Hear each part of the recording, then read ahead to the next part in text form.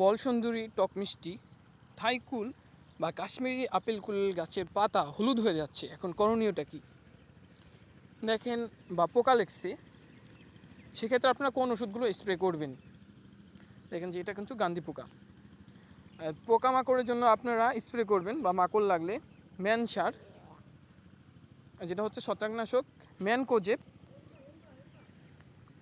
সেই সাথে বিষ মিশিয়ে অ্যামামেকটিন বেনজয়েড, অ্যামামেকটিন গ্রুপের ওষুধ ও ইমিডাক্লোপিড মিশিয়ে স্প্রে করতে হবে। এবং যে সমস্ত গাছ আপনাদের যারা নতুন চাষি পাতাগুলো হলুদ হয়ে যাচ্ছে, তারা অনেকে চিন্তিত হওয়ার কোনো কারণ নেই।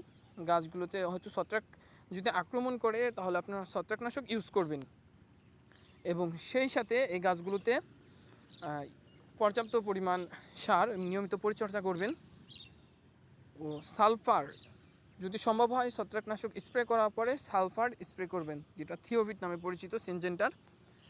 প্রতি লিটার পানিতে 1 গ্রাম পরিমাণ সালফার মিশিয়ে গাছে স্প্রে করে দিবেন। গাছে স্প্রে করলে এই গাছের যে পাতাগুলো হলুদ হয়ে গেছে দেখছেন, এই হলুদ হওয়াটা কেটে যাবে এবং গাছগুলো পরিপূর্ণভাবে সবুজ হয়ে উঠবে।